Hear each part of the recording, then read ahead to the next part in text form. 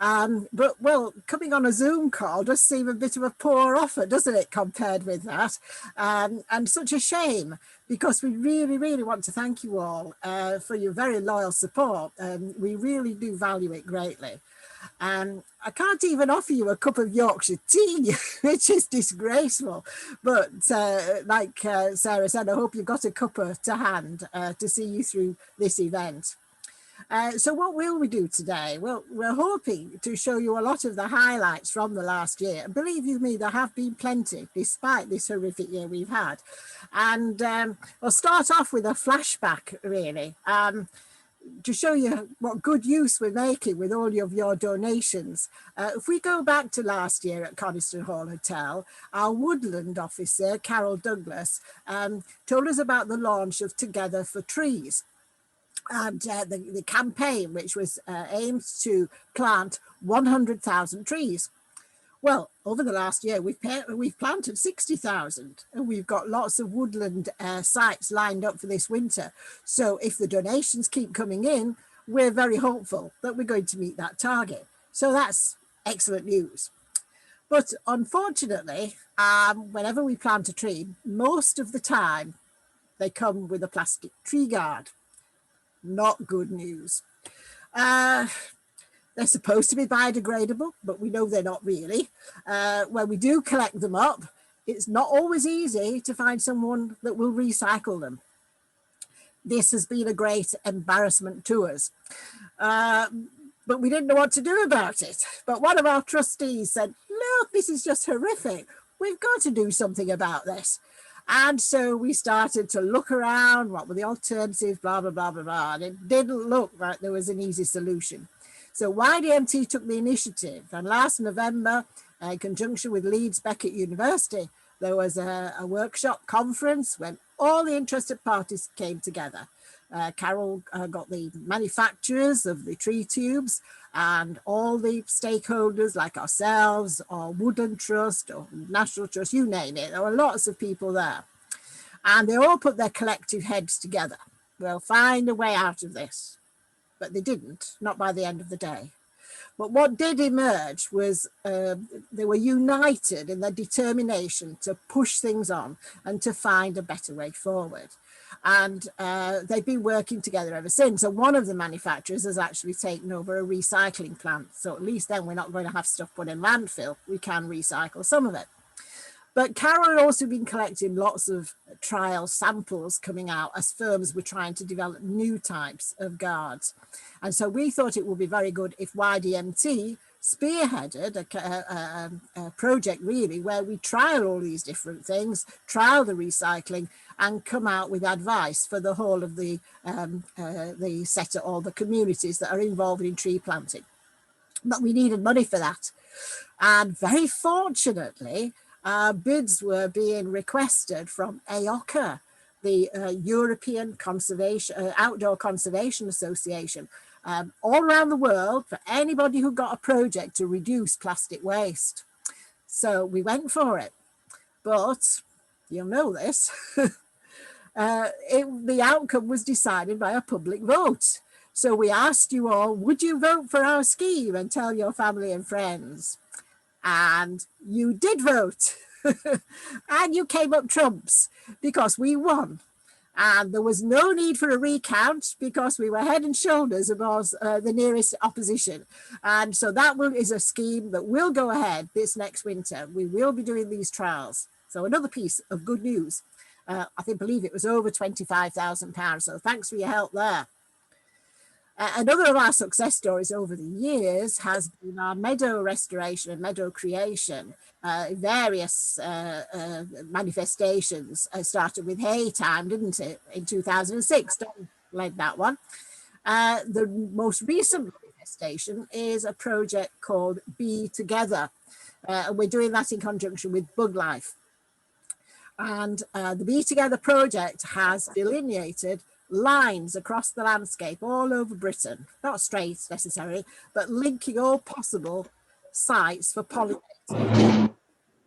And the pollination to help the bees along, obviously, and to help the whole of the ecology of the world is essential. And we know that bee numbers have been going off a cliff in the last 20 years. So we have got responsibility for the line between Lancaster and Leeds. Great. It goes right across our patch. And Catherine Mercy is the project officer who's leading on that. And she's recently come up with, or has devised a new project, brand new project you won't have heard about yet, at Steeton. It's at Airedale Hospital. And the management then came to us with an idea that within the courtyard of the hospital, they've got an area which could be planted as a wildflower garden. And they've also got a meadow adjacent nearby as well. And that could be used as part of the Bee Together scheme, the Beeline scheme. So Catherine's worked all that out for them. So that's, I think it's going to be a lovely project where both patients and their visitors in a stressful time, wherever people are going through at hospital, can come and sit there, hopefully next summer, and get some peace and tranquility in a very serene surroundings. And it helps the bees too, which is what we want. So that's two schemes that are fairly new. I don't know whether you realise how far the range of YDMT is, but we don't just keep within the national park boundary. We've always worked in Nidderdale and lots of schemes in Forest of Boll and AONB. And now that the Yorkshire Dales, of course, is extended north, we should be doing more work in the Westmoreland Dales. That's where we've got our new supporter woodland near Sedbergh, which is well worth a visit. But also this year, we've been working in partnership with North Yorkshire Public Health Team. And their project is working in places like Selby, Ripon, and even Scarborough, encouraging people to walk more for health and well-being. Now, I don't have to persuade all of you people that that's a good thing, because you all know that. But a lot of people are a bit nervous about going into the countryside. So we should be helping them out with suggested walks in their neighbourhoods, getting them out into green spaces, taking families out together. They can log the miles that they're walking. And this will establish good habits and obviously better for the health of the family and for the future of those children in the families too. Now, we do a lot of outreach, as you know, with the disadvantaged communities in the towns and cities near the Dales. And last year, I did tell you some very heartwarming stories about some of the events that we'd run and the people that we'd met. Increasingly, in recent years, it has been asylum seekers and refugees because those numbers have gone up. That's continued over most of this year. But I just want to mention one event. It actually took place at Rachel's bunk barn at Broadrake, which is where this picture's been taken.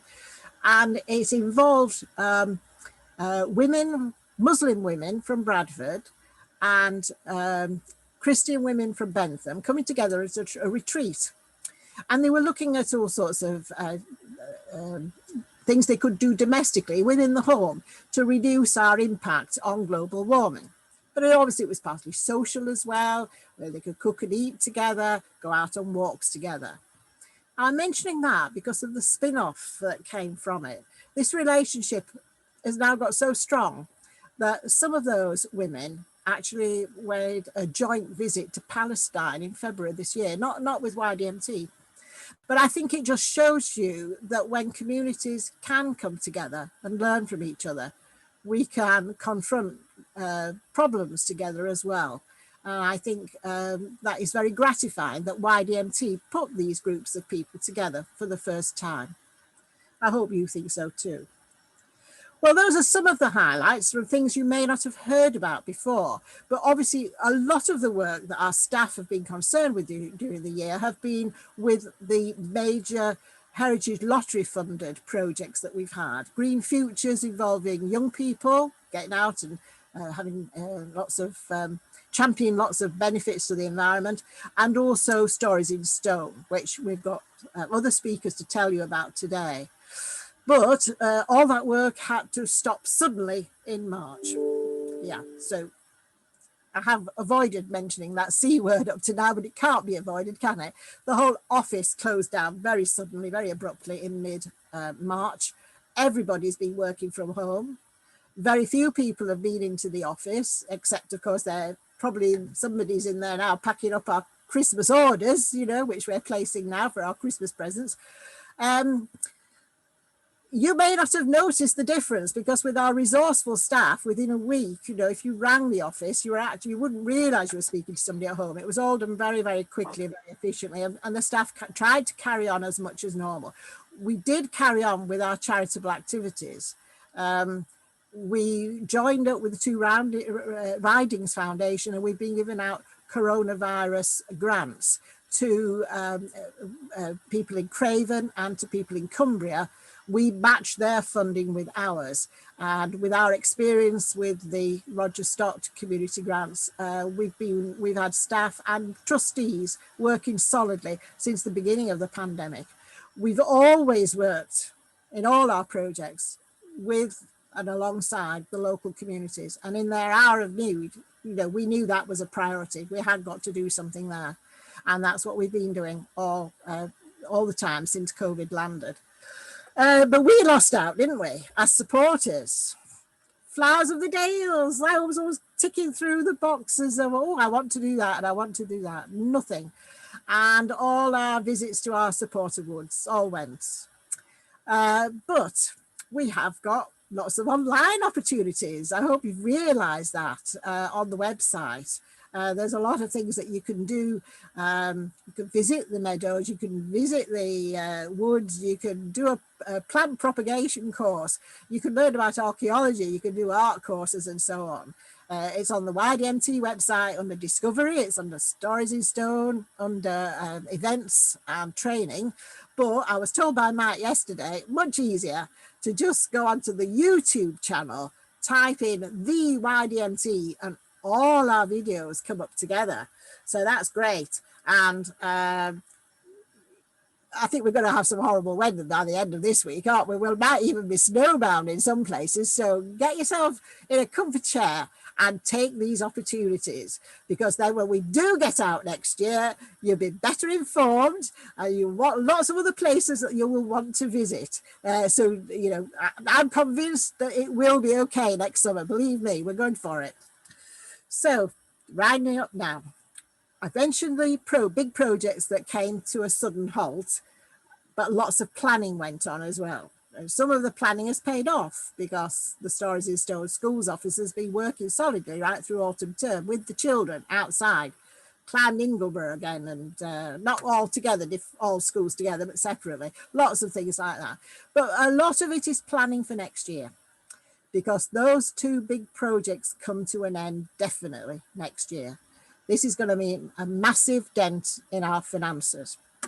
The staff are working their socks off now. They're looking at every possibility to possibly carry on some of the best of these schemes that we will be losing. And I think when you hear about them, you will want that as well. But it's going to be a bumpy ride. But I hope you'll stay with us for that journey, because we're going to need you more than ever as we go into 2021. So I'm going to hand over now to Don, because Don is the project manager for one of those huge schemes. We call it Stories in Stones, but it's actually the Ingleborough Dales Landscape Partnership Project. And of all the landscape partnerships that Heritage Lottery has funded, it's probably one of the most complex. And in case Don doesn't say that, because he's a very modest man, it's also been extremely successful. So over to you, Don, to tell them about Stories in Stone, please. Yeah, thanks, Karen. Yeah, it has been really successful. We're really pleased how it's gone. So in the time available, I could ramble on and on about all the projects, but I won't. I'll give a brief snapshot of an overview of the scheme, and then some of the key projects that have been achieved through the scheme. So Stories in Stone, it's a 5-year scheme, started in early 2016.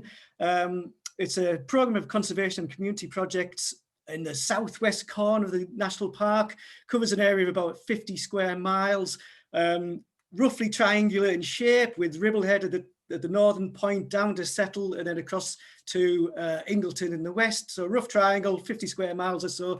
The area includes some of the best limestone geology in the UK, above ground and below ground. It also includes some iconic features, built features, including Ribblehead Viaduct. And at the centre of this area is Ingleborough, the Peak of Ingleborough, probably the best known of the Yorkshire Three Peaks. Hope everyone's been up there at least once in a lifetime. The vision for the scheme, so it started in 2016, took about 3 or 4 years to actually develop and get the funding together, but the vision for the scheme, I'll read this out because I'd never committed it to memory. Scheme will connect and coordinate the plans and actions of a range of public and private and community organisations to conserve, enhance and celebrate the unique historical and natural elements of the Ingleborough Dales landscape. Through improved access and new learning opportunities, it will enable and inspire a wide range of people to discover, enjoy and contribute to the landscape in a way that ensures a healthy future for this very special place. So that's a grand vision. I think we've achieved it. We'll see. So YDMT leads the scheme. It's a genuine partnership of lots and lots of organisations. The National Park, of course, Yorkshire Wildlife Trust, Natural England, the quarries, the local quarry companies, but then a whole range of community and voluntary organisations and individuals. I did a quick tot up this morning, actually. I think we've worked with 90 odd individuals, groups, organisations. I'm going to list them all now. I won't. But it's a huge range. It's just really impressive. And what's come out of the evaluation, which I'll touch upon in a bit, is that lots of those organisations, individuals, are now working much more closely together and have set up joint projects. So that bodes well for the future and collaboration, new projects and rolling it out across the Dales. Yeah, I'll just mention a few. Just mention a few of the key sort of organisations that we work with. So Settle Carlisle Railway Trust, of course, the railway goes through the area. And I don't know if, hopefully everyone can see Sarah Lister's background there. Beautiful diagram image of Ribblehead with it and Ingleborough in the background. Friends of the Dales, Ingleborough Archaeology Group, Cave Rescue Organisation, to name just 4. As I say, there's 90 odd individuals, groups who've been part of this huge programme.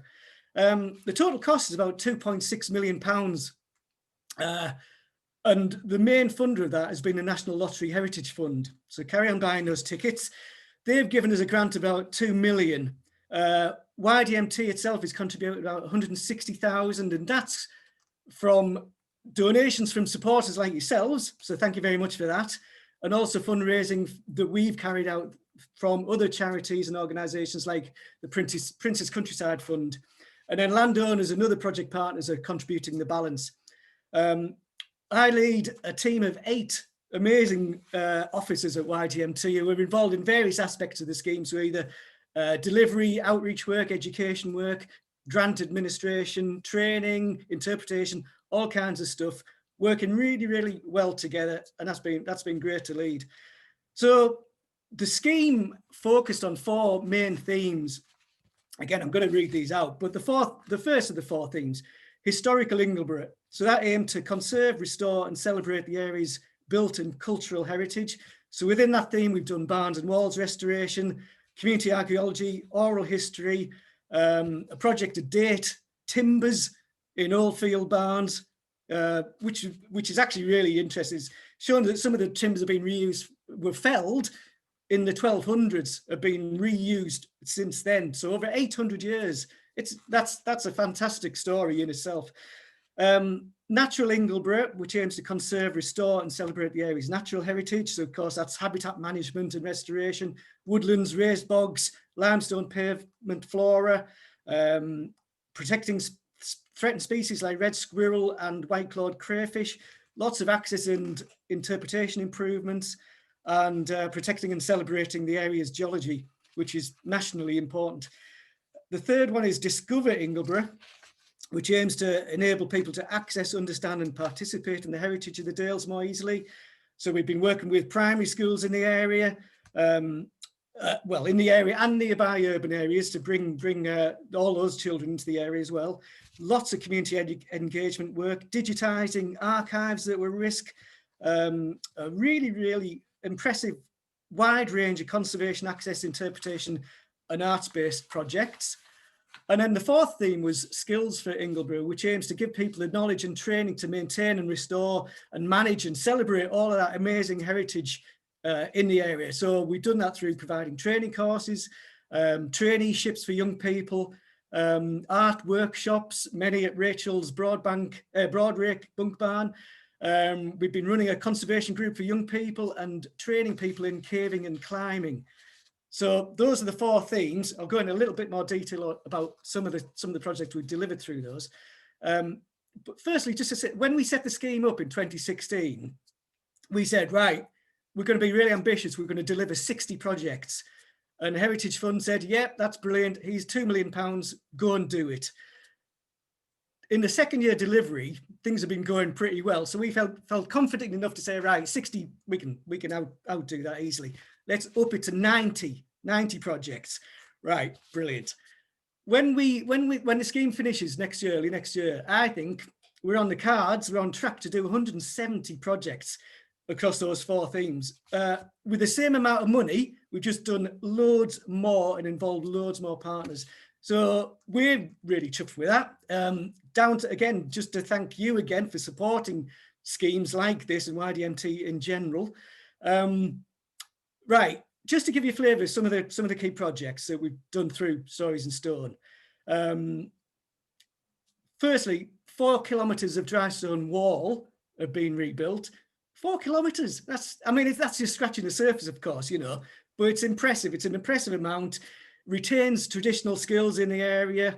On the back of that, we've been doing some public training and so on. All the walls were prioritised for the landscape and heritage value. And for enabling better land management and nature reserves, that kind of thing. And as you'll know, a lot of these walls go back centuries. So where it was found and determined that a wall dated from, say, before 1750, we said to the waller, right, rebuild it in that really old style instead of the sort of the more traditional, generic, conventional in a way, generic style that wallers do. So to try and retain that historical story of that wall going back, to monastic times, 13th century in some places. We've restored 10 field barns, again, scratching the surface, there's 400 in the Ingleborough Dales alone. But again, it's prioritising the funding on those key field barns that are high in landscape, heritage value, that have been brought back into productive use as well, to give them some life into the future and so on.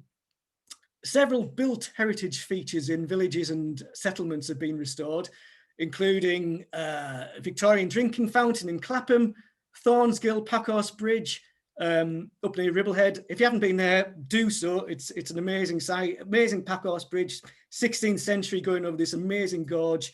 An ancient ford, milestones on the roadside, stained glass windows, and just a few months ago, we just completed with the National Park, the stone shelter on top of Ingleborough has been rebuilt. That dates back to the 1950s, originally built to commemorate the coronation. But obviously 70 years of exposure in Ingleborough, I think that would wear the best of us down. So brilliant that we've actually been able to restore that project.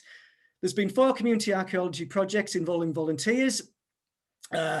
So those projects have literally unearthed, new findings, new understanding about the history of settlement, human settlement in this area, going back thousands of years. We've given out more than 80 small grants to community groups and individuals to run their own heritage projects that they've identified as being of value to them. That pot of money has enabled us to respond quickly. We didn't want to know from the outset what we were going to be doing completely. We wanted things to evolve, to emerge, things to grow organically out of new partners coming on board and so on. So we've responded by giving 80 small grants out to people to carry out their own community project, whether that's restoring a village feature or something that need a little bit of tinkering and restoration work or something, or some interpretation of a feature, whatever it is, we've been able to respond to that quickly. We've enabled more than 5,500 children from the local area and the wider area to come into the Dales for educational purposes, but fun, to look at the culture, the history, the heritage, the landscape, So they've had a great time. We've had some fantastic feedback from teachers and the children themselves. We've enabled 20 young people to take part in monthly conservation activities in the Dale. So they've been learning new skills, making new friends. We trained 7 young people in land management, in ecology and outreach work. And all 7 of those young people have, once the traineeship's finished, all those 7 people have then found related employment, including our very own Rosie, who started off as the outreach trainee, who is now YDMT's Youth and Community Officer. We've enabled about 2,000 people from nearby urban areas who are living in difficult circumstances to visit the area, to take part in activities that have health and well-being benefits. Karen mentioned about this. So we've enabled 2,000. The target was 780. So it's great that we've actually enabled 2,000 people to take part. And beneficiaries have included people with disabilities, people who have poor mental health, families escaping persecution and war. And that work has actually been nationally recognised. So that's something we're particularly proud about.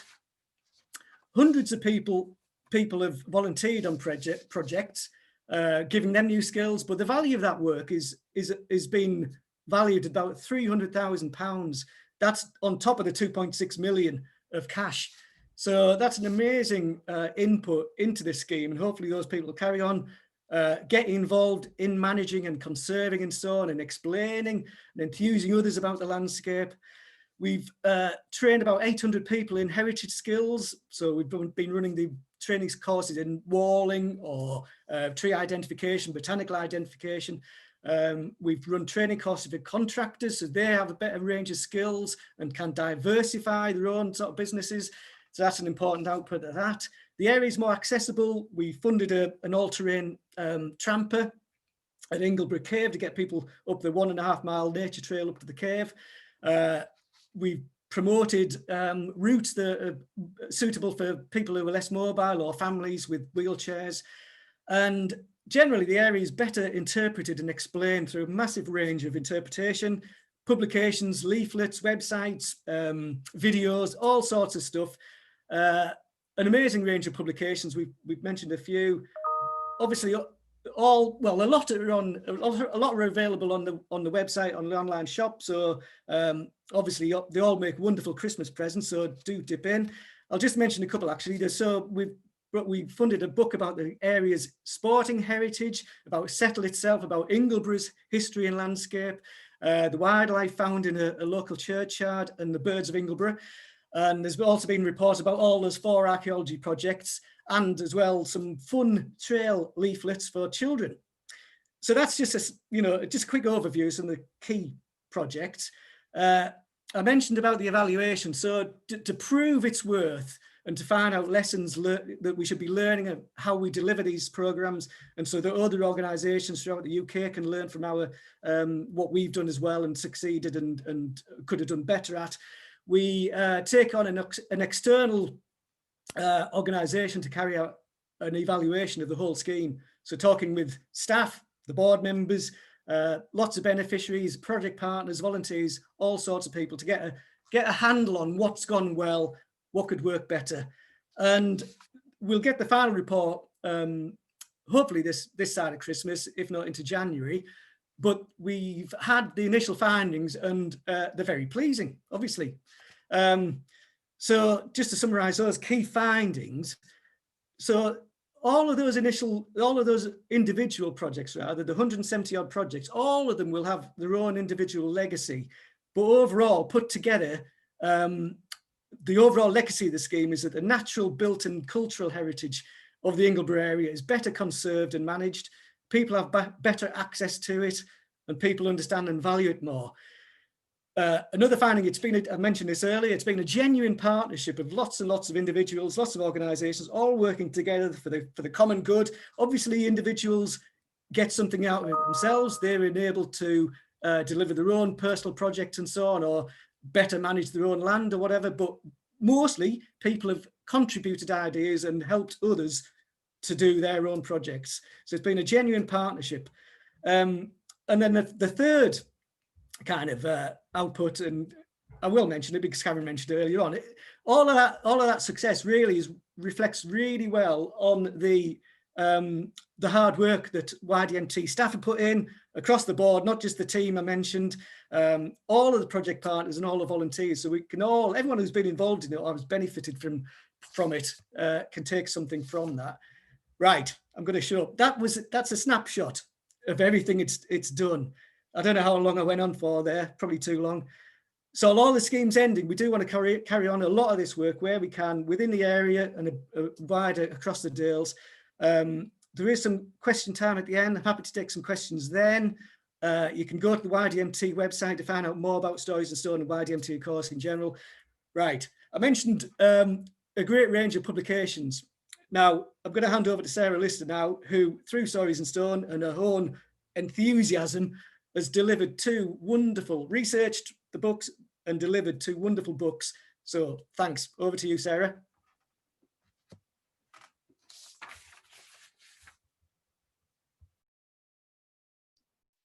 Thank you, Don, and thank you ever so much for inviting me along today, really to share the experiences of our project. And in order to do that, if it's okay, I'm going to share my screen and just go through a little presentation so that you're not looking at me all the time. So if you can just bear with it just a second while I share the screen.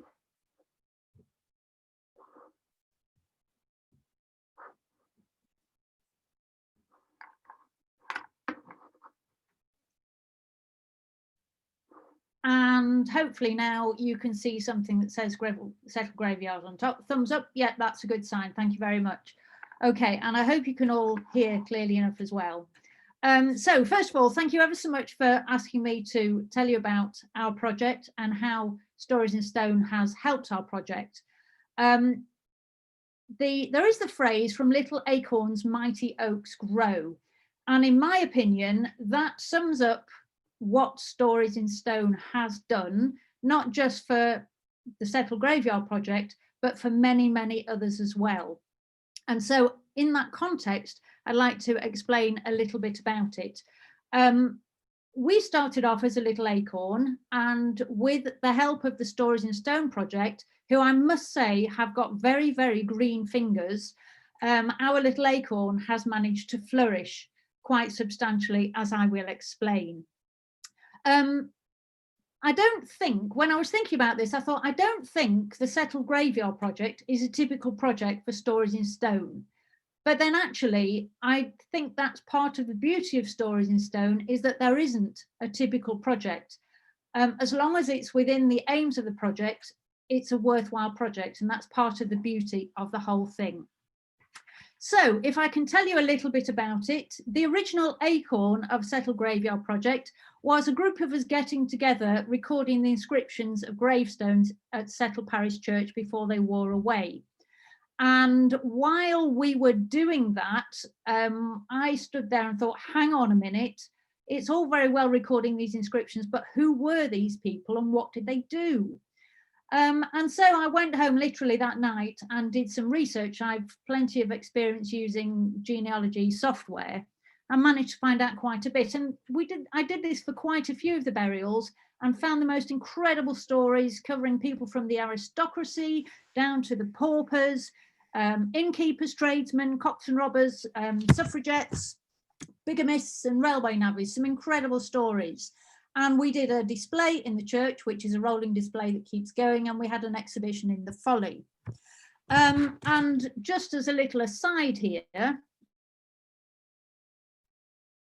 a bit of iconography here. If you have an acorn that you discover on a gravestone, in the Victorian era, that was regarded as a symbol of longevity and strength and power and eternity, which is why people put it on the gravestones, which is quite apt. Anyway, while I was doing that, I suddenly had a thought. People were saying this is all very interesting, but I thought, well, hang on a minute. This is actually quite important. I thought, this is discovering things about Settle and people in Settle that have never been known about before. And that's really important. And people in Settle and around need to know about it. And I have that responsibility to share that information. I owe it to these people buried in the ground to do that. And the more people I can involve in this, the better that heritage is going to be preserved. And several people suggested local groups, including Stories in Stone, that might be prepared to help. And so I thought, right, that's okay. So I looked up a few of the groups on websites to see what each of them stood for. And when I looked at Stories in Stone, the first thing I found was this map, which represents one of my favourite bike rides, especially during a lockdown when there's no cars around. Ribblehead in lockdown is a fantastic place. And then I looked at the aims, as Don has explained the aims of the project. And I thought, yep, that sounds something I'd quite like to get involved with. It sounds good. So I thought, well, I'll phone up Don and see what they say. So I had a chat with Don, and I have to say, in a very, very short space of time, Don was saying, yep, we'll do a book about that. And I was like, oh, okay, we could do about 20 copies. And he said, no, we'll do 500. So, oh, okay. And then that's exactly what we did. As a result of that phone call, I thought, yeah, I'd be very proud to be associated with this organisation. That sounds good.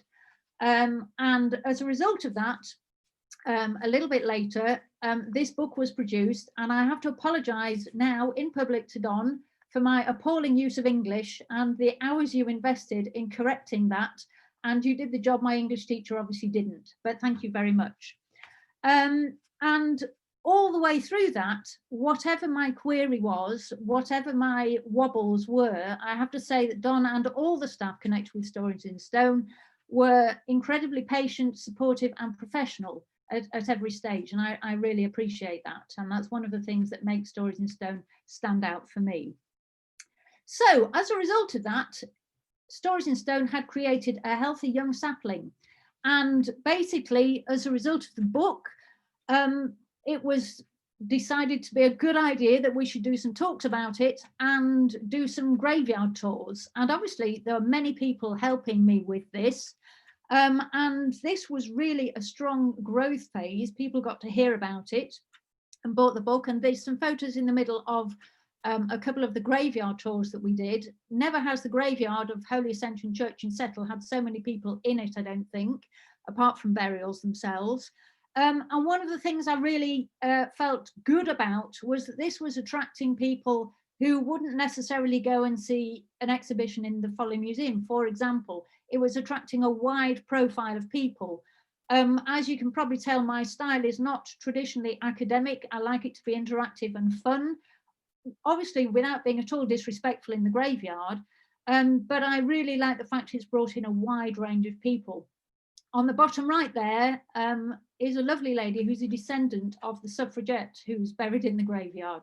And as a result of the scheme, we've had very many descendants that have come and approached us, and we've worked with them, which has been fantastic.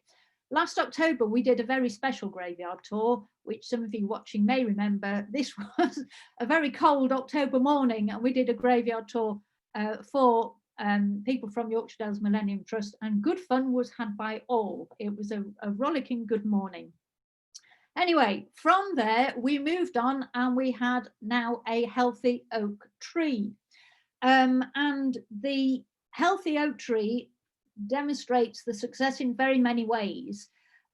So far we've had a good 50 volunteers who are helping in very many ways in a whole variety of roles. From all over the place. We've had over 100 descendants have been in touch. Now the volunteers and supporters have come from all over the country, because descendants of burials have been from all over the country. And so we've got over 100 descendants who've been working with us. And also the victors found out far more from them as well, which has been absolutely fantastic. Inevitably, we've had quite a few new acorn projects have emerged. People have got in touch who've been interested in what we're doing, and I've said, well, you know, how do you do this? You know, what would your advice be? And we've worked together with several people, some local. There's a really good project in Rathmel that's taken off, Rathmel Roots, people in Long Preston, also with the Skipton, the Rakes Road project in Skipton, have good links with them. in Hackness, incredibly. We had a schoolmaster who came from Hackness, which is just near Scarborough. They've started their own project. And just recently, there is a huge graveyard in Scarborough, and we've got links with them as well, separate to Hackness as well. So great to be working with other projects, learning from them and then learning from us as well. At the beginning of 2020, before the dreaded you-know-what, we started to work with Dales Community Archives, which is another project supported by Yorkshire Dales Millennium Trust. Their website, which is a wonderful site full of everything to do with local heritage. And we started to put the findings, the accounts of people's lives on their website, which is quite time consuming, but is worthwhile because it's there. And as a result of that, I have to tell you, we had someone found an article on there about John Wilkinson Newshome. He lives in London, and it all turns out that one of the family, Sarah Annie Wilkinson Newshome, was engaged to Edward Elgar for a while, and he's been able to supply us with photos of this, which unsurprisingly the Elgar Society think is absolutely wonderful. So some great collaboration there as well, spreading all over the place and worldwide as well. As using the website as well, and as word has got around, we set up a Facebook page, and every week we've been sending out the latest tale from the graveyard with some of the latest research, as well as by email to people who don't use Facebook. And this has been quite incredible, really. Some weeks those stories have reached 4,000 participants, which I just find is absolutely incredible. Yes, it's been fun, but there are many people who've communicated with me through Facebook and through other means and in Settle themselves, who said, well, actually, in the midst of lockdown, all the different phases of it, including the most recent phase, this tale on a Tuesday morning has been something they can look forward to, they can lose themselves in it. In terms of their mental health, it's really helped to keep them busy through this difficult time. So that's been an absolute bonus as well. Now, obviously, this year has been a mast year. It's been a mast year for Stories in Stone, as well as for the Graveyard Project. It is a mast year for oak trees, as we know, and every now and then an oak tree will have a mast year in which it invests an incredible amount of energy to produce far more acorns than normal. And the purpose of this is that if you've got far more acorns than naughty squirrels will eat, the chances are more of them will actually germinate, and so it increases your chance of long-term survival. In the same way, Stories in Stone has had to invest far more energy than normal to survive the whole of lockdown. The Graveyard Project has also been investing an incredible amount of energy this year, but the rewards are there. In terms of impact, the rewards are there from this investment in energy, which I'm very glad about. Again, supporting people's mental health through this difficult time. Now, in terms of what's been happening in the Graveyard Project, one of the things that happened earlier on in the year was that we put together a socially distanced video about the Graveyard Tour, which is now online with Stories in Stone about how to run a graveyard tour. It's not how to, it's just suggestions. And as part of that, we worked with Ben Nile to produce a video of an actual graveyard tour, which was hilarious and very interesting to do in a socially distanced sort of way. But that was good fun. We also, because the original books ran out, we did a reprint of the books, which is fantastic. And while I was talking to Don in one of those discussions, I mentioned something else that I was working on. He said, well, what have you been doing since? So I said that, you know, one of the things that caught my attention was this huge plaque in the porch of Holy Ascension Church, which is a memorial to the navvies who died during the building of the Settle & Carlisle Railway. And during lockdown, one of the research things I did was to think, well, the chance of in the graveyard, and I asked people at the railway, I asked people at the church, well, how many navvies were in there? And nobody knew. So of course that was a challenge I couldn't turn down, and I did some serious amount of research. And this is when I spoke to Don. I had another of those hang on a minute moments, because I'd found that there were actually 20 navvies who were killed during the building of the railway and buried in the graveyard, plus many more of their families. And Don said, hang on a minute, this is really important. We need to do something about this information. And before I knew it, working with the railway, Settle and Carlisle Railway Trust and Friends of the Settle Carlisle, here we are. Another book is on its way with this fantastic artwork by local artist Teresa Gordon. When I say it's on its way, it's been on its way for quite a bit of time and a few technical difficulties, but it will be here this week and will be on the Yorkshire Dale Millennium Trust website very, very soon as it actually comes back for the printer, which could be right now this second, you never know. So that's been an absolute bonus to this year, and is being very, very well received, and I love that artwork. And on the back of that, just another little bonus, Channel 5 got in touch. Just for your information, next spring they're doing a programme called The World's Most Scenic Railways, featuring the Settle Carlisle and featuring me looking incredibly cold at St Leonard's Church in Chapel le Dale. Anyway, that's further down the road. So you can see that your investment, Stories in Stone investment with this project, hasn't just produced an oak tree. We're looking at a damn great oak forest. And overall, I hope that we have helped Stories in Stone to achieve their aims of putting heritage as a much greater profile on the map. I hope we've managed to reach out to a new audience that wouldn't have been interested in this before. Many people are involved, over £4,000 to local charities, and that will increase considerably with the sales of the new book, which I was persuaded that instead of 500, no, we'll have 1,500. So hopefully that will increase charity donations to local charities. The church has had a bit of a bonus as well, never been so many visitors to the church. And so I'd like a very personal thank you. 5 years ago, I was in the middle of a 5-year stretch on the sofa with ME. So I'm absolutely amazed to find myself here today. And I'm incredibly grateful to Don and the team, especially Hannah and Debbie and Sophie, for holding my hand through all of this. And a massive thank you. And the project, everyone involved in the project says thank you too. And also a massive thank you to the Yorkshire Dales Millennium Trust for all the excellent work that you're doing, especially with the Together for Trees project, which I think is fantastic. And long may that work continue.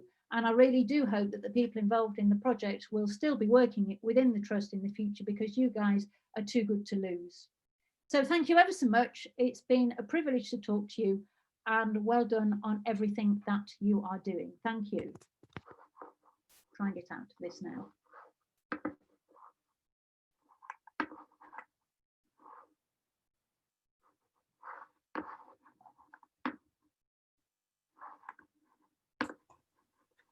Right, that screen should have stopped sharing now. Thank you for that. Thank you both, Don and Sarah. That's really really quite inspiring stuff. I was just thinking, I had 2 interactions with Stories in Stone before I joined the trust a couple of years ago.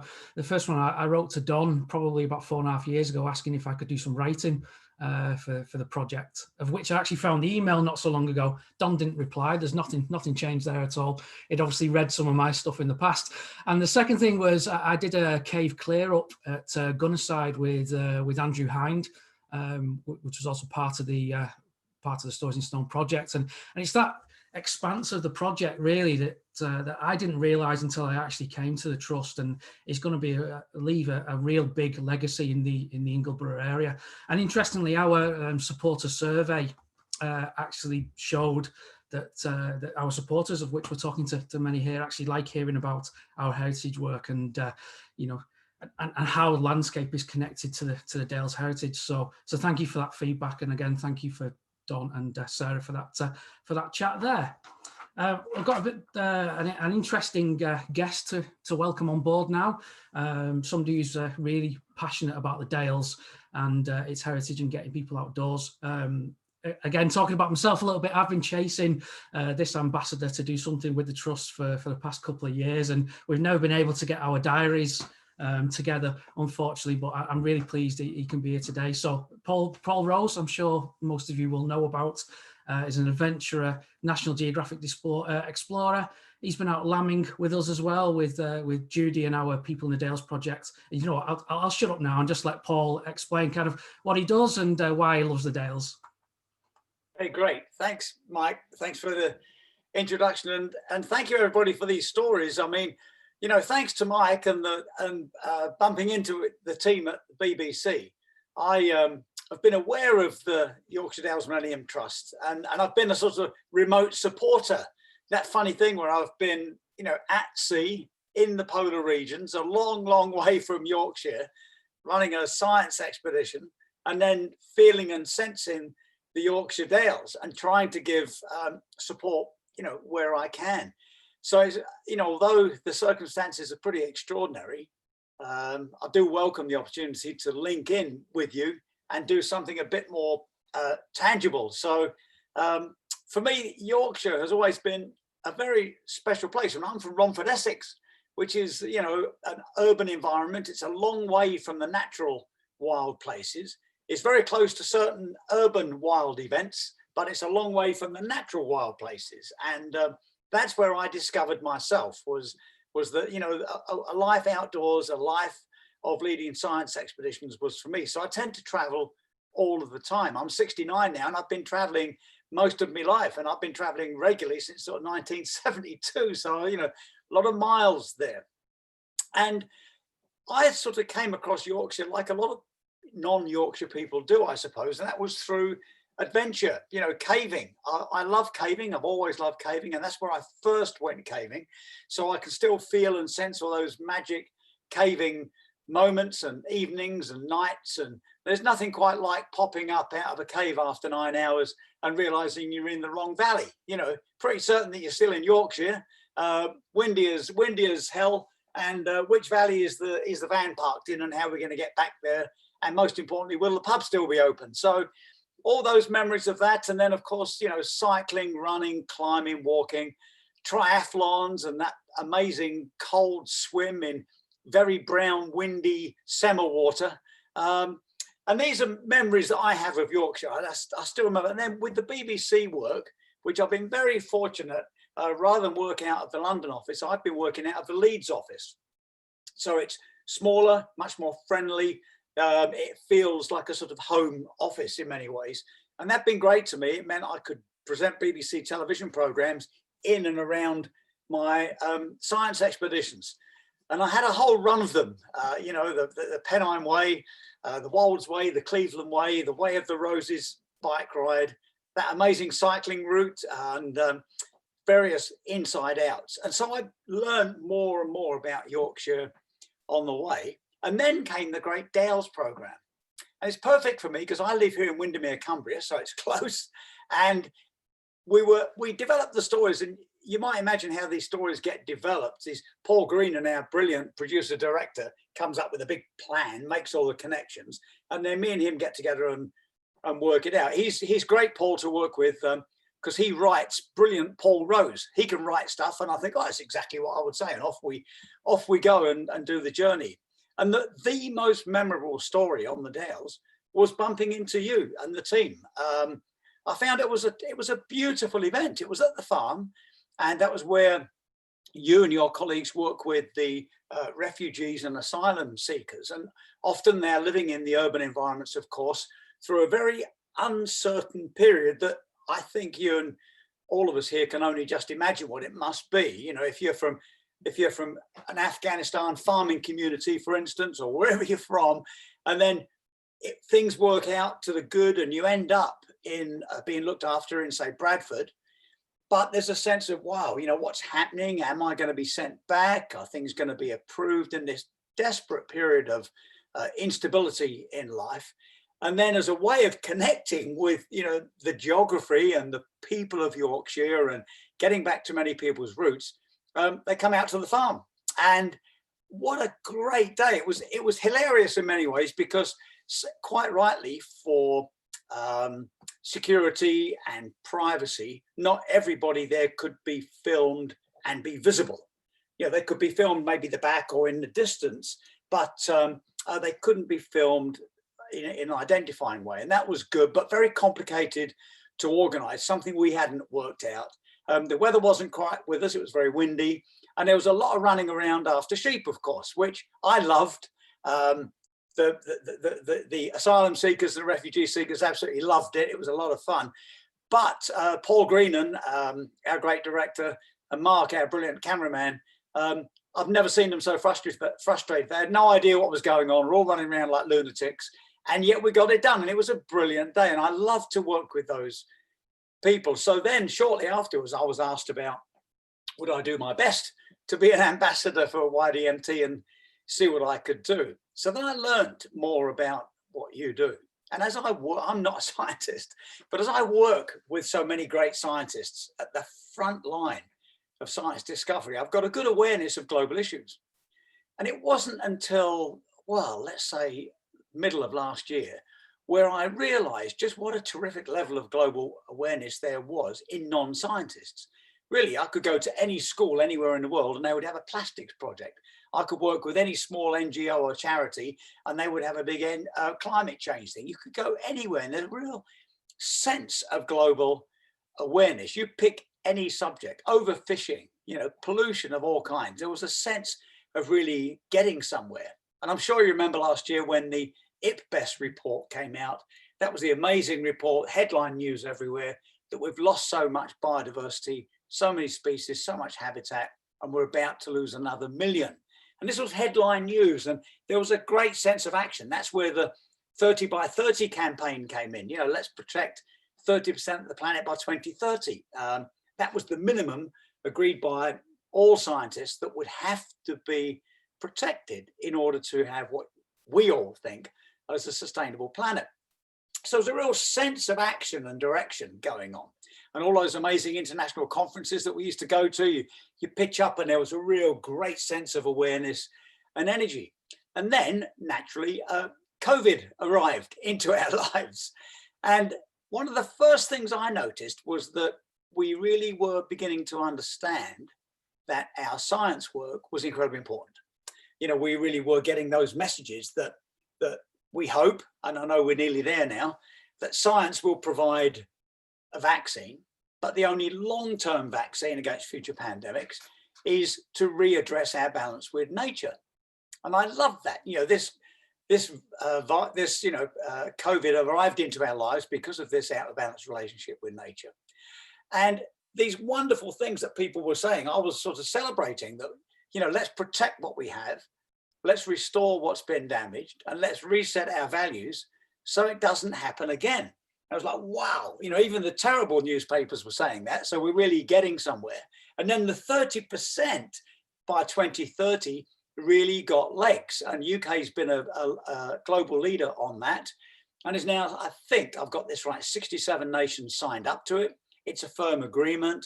And it's one of the, you know, motivators for doing it is even the big financial press, Financial Times and all the big credible financial papers have worked out that no matter what it costs to protect 30% of the planet, the financial return will be about 5 to 1. So for every pound spent, there'll be about £5 coming back. So great. And then cream on the cake, if you like, was it's now seen as 50% by 2050. So 30% by 2030, it's seen as a waypoint to 50% by 2050. E.O. Wilson's Half Earth. Well, of course, I get excited about that because I'm working with these frontline scientists, but there's always that difficulty of how do people who don't work with science engage with global issues? Well, we have to find a way to engage them locally because that's the stuff that really counts, so that every action in their daily lives feels like a step in the right direction towards global issues that they have a resonance with or care about. So the best way to do that is to find a charity or organization or NGO or community group that's doing great stuff that's connected to global issues. Well, just my brief chats I've had with Mike and then this session today has shown me you couldn't be better with the Yorkshire Dales Millennium Trust. If you think of plastic, if you think of deforestation in the Amazon or lack of habitat, then you think of the forest program. If you think of, you know, humanitarian issues, you've got the refugees and asylum seekers and all the rest. And it's a brilliant project, I think. And so I'm even more excited to be part of it.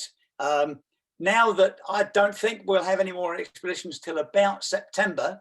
So now I'm here, like much of my work, I'm happily surprised that we can be so effective online, and you can count on me to be very effective now I've met you, done more alongside you. So thanks for letting me join you today. I'm going to get busy this afternoon pushing the trees project as it's Donation Tuesday and all the rest. But thank you very much for having me run alongside you, and keep up the great work. Thank you. Thanks for that, Paul. Really, really appreciate it. Something that always inspires me about Paul is he's so optimistic, isn't he? You know, I think I saw we were up at was it Kendal last year, and you did a talk on your obviously your career, and then diving and what you do in National Geographic. And somebody asked you in the audience about kind of how do you stay so optimistic. I'm going to ask you now, Paul. How do you stay so optimistic about things? Well, I do, because I see progress, and I think that's one of the great benefits in my work. I'm no scientist, but what I do is I meet scientists. They typically have a very ambitious, complicated hypothesis that's been developed in a laboratory, and I turn that into icebreakers and research stations and helicopters and doctors and dentists and plumbers and electricians and divers and climbers and boat drivers to make it happen. That's what I've done all of my life. So because I'm at the front line of the science, but I'm not a scientist, I get a sense of how they're doing and how they're going. I'm an optimist by nature, and then working with these great people is a bit like meeting you. I feel as if I'm meeting you all for the first time as well. I realize, I look at that you and I go, wow, this is flipping fantastic. You know, this is really great stuff. And you know, people who are thinking about global issues and thinking about solutions for the future need to be engaged with this. But I've got a challenge for you. Is my partner is Swiss, and she can't get her head around fruitcake and cheese. So I need some tips as to how to get her to eat it. That's one of the great Wensleydale traditions, isn't it? You know, yeah, I love it. Yeah, nice. It's nice. Thanks, Paul. Really, really appreciate your time. I think what we're talking about there is, you know, we can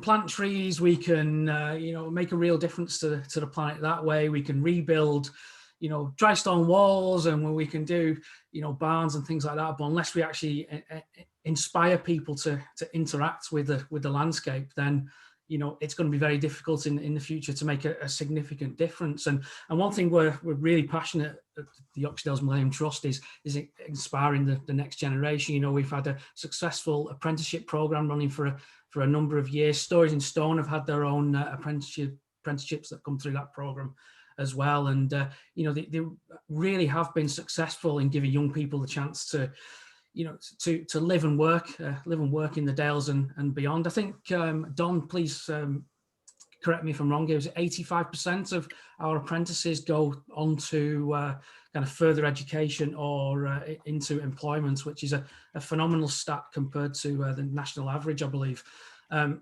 Again, with this in mind, we've actually got one of our young ambassadors with us today, a lady called Jade Allen, who gave a really, I thought, really inspired speech to myself and a few other people at the Trust last year about how apprenticeship has kind of changed their view on the world and changed their life. And again, much like I said with Paul, I'm going to shut up and let Jade kind of explain, you know, how important her apprenticeship has been. Thank you. Hello everyone, I'm Jade and I'm an ambassador for Yorkshire Millennium Trust. I should mention that I'm also one of their previous apprentices, which is how I first got involved with them all. So I'm part of one of their many projects which helps to target young people and get them outdoors and into nature and doing conservation work. So I'll talk a little bit about my experience with them, but to start with, I will quickly explain how I became involved with them. So when I was at school, when I was doing my A-levels, everyone was being told to choose what they wanted to do with themselves, you know, what career path they wanted to go forward with, and I had absolutely no clue at all. So when everyone was going through UCAS and putting in their applications, I was there trying to decide whereabouts I wanted to travel in the world, because I knew that's what I really wanted to do. The thought of going to university just wasn't really on the cards for me. I've always been a very practical learner. I couldn't really think of anything worse than sitting in a lecture theatre for hours upon hours every week. So when I was travelling the world, I went and did a ski season, and it sounds really cringy But I was sat on the top of the hill one day, just looking out, just over the landscape and everything, and I thought, this is what I want to do. I want to be outdoors, I want to be in nature, I want to help and save the world, really. And then, of course, I thought, oh, how does one even do that? It's not something you get told how to do at school. So I went home and I started doing my research, and everyone told me that to work in conservation, you needed a degree. So I started doing my research into what degrees you had to do, what entry requirements that would take, and of course I'd done all of the right levels for that. So I was going to have to start from scratch. So I was in the middle of looking at working part-time and studying part-time to get the right qualifications to get into uni, when the Yorkshire Dales and Millennium Trust Practical Conservation Apprenticeship was advertised, a 15-minute drive from my house in the Lake District. And I thought, this would be absolutely perfect. This would be everything. I'm so practical and it would give me all the experience in the world. So I went for it. And I didn't think there was a chance at all that I would get it. But I went through the applications and I had my interview. And I still remember very clearly Joe, one of the YDMT staff who works for the apprenticeships, ringing me up and offering me the job. And I was over the moon. And since then, I've started my career in conservation, and it has been absolutely incredible. So there really are too many things I covered in my 2-year apprenticeship with the Trust to be able to mention right now for you all. But I'll just go over a few of the highlights for me. Grey seal surveys at South Walling Nature Reserve. Absolutely incredible. The first time you are crawling along that shingle and pop your head over a little mound and see all of those seals in front of you and the little babies, it is a life-changing moment. It was incredible. I never wanted to help and save wildlife and protect habitats more than in that moment.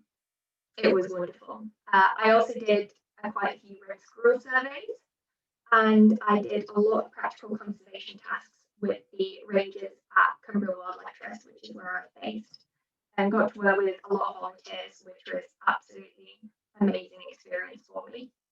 And my personal favourite bit of the entire apprenticeship was when I got my chainsaw and tree felling ticket, which was something I really wanted to do as soon as I was told that was an option for me to spend my training budget on.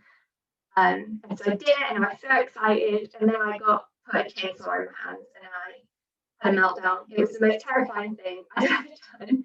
I got given a chainsaw and essentially told to fell a tree, as if it was that simple, which yeah, it terrified me, and I didn't think I was going to be able to do it. I did, it was a miracle, and then as soon as I did, my chainsaw fell apart on me, which was really not ideal for that situation. I stood there, called the poor trainer over, gave me a little hug, and then I got my courage back up, carried on with the week, and passed with flying colours at the end, and got nothing but praise from my tutors, which was absolutely incredible. And since then, I've been on to do loads of different courses as well, and I've just gained so much confidence in it. Yeah, that was a big learning curve for me to be able to gain some self-belief really and know that I can do it. And it was amazing as well, because I was always a bit worried about going into conservation and being a young female in conservation, but it was all young men on my course, and it was just a great environment. I was made to feel really at home and comfortable. Which was incredible, because I wouldn't have been able to do that without YDMT, for sure. And I've also made some friends for life. I was lucky enough to have 2 of us placed at Cumbria Wildlife Trust. So I was with another apprentice and young ambassador called Melanie. And yeah, we're definitely very good friends, and it's an experience, which is just, I can't really put it into words. I just need to hope you'll believe me on how amazing it was. So at the moment, I've actually gone on to do a higher level apprenticeship, which I definitely wouldn't have been able to get without my experience with YDMT. And I'm hoping that in the future, I'll be able to become a fully qualified conservationist and save the world a little bit at a time, hopefully. But yeah, I think I've got some good chances. I've had some really good experiences, which will definitely help me going forward. But I just also want to say a little bit about why the work YDMT are doing is so important, especially with young people.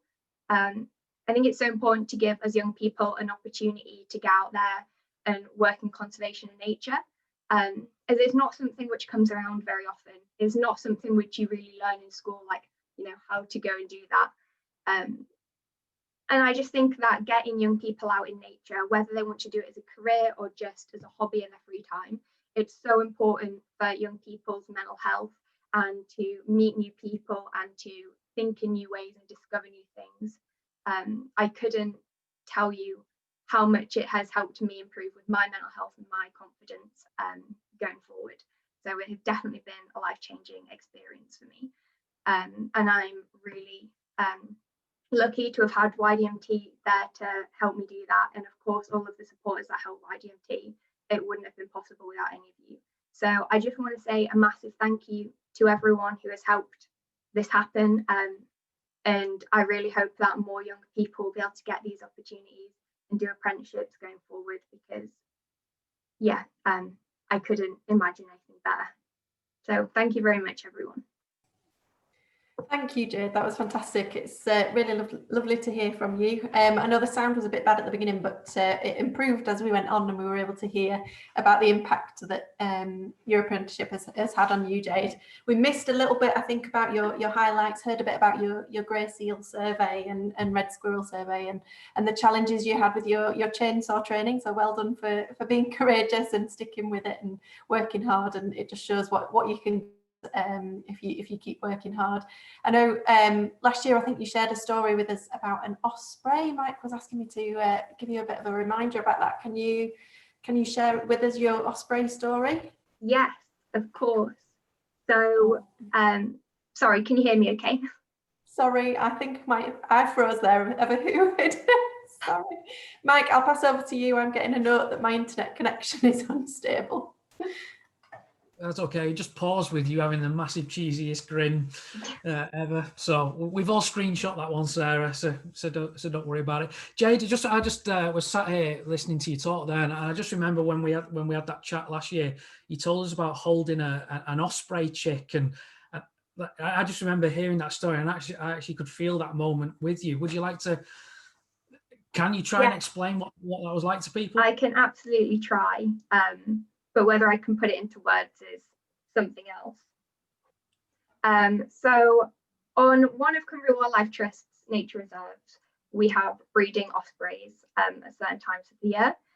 And a couple of years ago, they had 2 successful chicks, and I was lucky enough to be invited with the reserve warden and the chick ringer to go out onto the bog and help with the ringing of these osprey chicks. So we wandered across this bog into the middle of nowhere, and we had some tree climbers with us who scrambled up this tree, picked up these teeny tiny little osprey chicks, put them in a bag, lowered the bag down to us, and all of a sudden there was an osprey chick right in front of me. You know, Schedule 1 protected bird, absolutely amazing creatures. And so I was there writing different notes down for the ringer as he did weighed them and sexed them and made sure they were all fine and healthy. And then the next thing I know, he asked me if I wanted to hold one, and my heart stopped. I didn't believe him. I had to pinch myself. And I couldn't actually utter the words yes. I was too shocked, but I kind of put my hands out. And the next thing I know, I'm there holding this osprey chick, and it was the most incredible feeling that I was to even be able to see them from a distance is an absolutely incredible experience. They are beautiful birds, and they're so clever. but to be given the experience to hold one and really see them up close and to be that involved with it, it was absolutely a one in a lifetime experience. And yeah, as much as I would love for that to happen again, I know that it probably never will, because it was such an incredible one-off experience. But in that moment, it just kind of affirmed everything for me, that this was what I wanted to do, this was my future, and I'd do anything I could to help protect the ospreys and any other, you know, wildlife which I could. Amazing, thank you, Jade. Sorry, hopefully I'll stick with you this time. It's lovely to hear that experience, and hopefully many more like you, Jade, can have those experiences either through YDMT or through other organisations. We're coming to an end now, but we'll pass over to Lindsay in a second, just see if anyone's got any questions. I suppose it's hard to kind of summarise all our speakers. We've had such a wide variety of people speaking about such amazing experiences. I think one of the threads that I've kind of heard through all of that is just how important it is to work in partnership with other organisations and with a variety of people to make sure that we bring communities together and have an impact in such a huge way. So from our apprenticeship programme, working with organisations like Cumbria Wildlife Trust, through to working in partnership with our ambassadors like you, Paul, through to the Stories in Stone project, which Don, I think you mentioned, has more than 90 partners. So from quarries to community groups, such a wide range of partners there. And back through to some of our work this year in partnership with Two Ridings Foundation, Cumbria Community Foundation. Everything we do is through that partnership work and through partnership with our supporters as well. I suppose you guys are the thread keeping it all together, and just really grateful that you're able to help us make such fantastic things happen. So a big thank you, and thanks again for coming along today. Lindsay, I'll pass over to you. Have we had any questions in? Please pop some questions in the box if anyone wants to follow up with any of our speakers. Sarah, Paul, Jade, Don, Karen. Is Lindsay there? We've had a couple of questions that have been answered on the chat, if you can see, so you can read through those. But if anybody, like Sarah says, has any others, please feel free to type it in there or just unmute and ask. I'm just going to use this opportunity to quickly mention something that's happening today. You'll probably remember that about a year and a half ago, we launched our Together for Trees campaign, where we aimed to basically plant 100,000 trees over a 2-year period. And it's coming to an end now. We're hoping by the end of this winter that we'll have reached our target. So a massive thank you to everybody who's dedicated trees, donated, have come out and planted trees with us, because it's really made a huge difference. And we're up to 60,000 trees now, all thanks to your donations and dedications.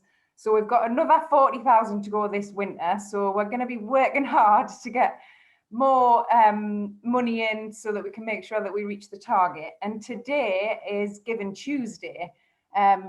I'm not sure if you've heard of Giving Tuesday, but it basically is a day of giving and of looking after good causes. Which it follows on from Black Friday, which I'm sure you'll have all heard about, the day of getting bargains and buying your cheap Christmas presents. So today is the day where you give a bit back. And so today we're doing a bit of a push on our Together for Trees campaign, and we're posting on social media, and we've sent emails out today. You might have had an email from us this morning, and we're trying to encourage more people to dedicate a tree or to give some to make a donation today. So if you haven't dedicated a tree, today would be a great day to do so, and it's a lovely Christmas present if you're struggling for anybody. You can also, you don't need to give money. I know many of you already have given very generously, but if you wanted to share our posts, if you're on social media, or maybe share the email that you've received from us, would really appreciate it, just to help spread the word and give it a bit more of a push today. Thank you. I don't think we have any other questions on there. Has anybody else noticed any? Thanks, Lindsay. I don't think so, no. I think we'll perhaps finish off there if nobody else has got anything further to add. Obviously, a big thank you to our speakers as well. It's been fantastic to hear from you all, and yeah, I hope we can get some people watching back as well. We'll send the link out of the video to everyone, and we'll follow up with any questions with our speakers later. Mike, shall I finish off? All good? Huge thank you, everybody. Lovely to see you all, and hope to see you all in person next year. Thank you. Thanks, everybody. Great to join you. Thanks, Paul. Really nice to Thank you. see you.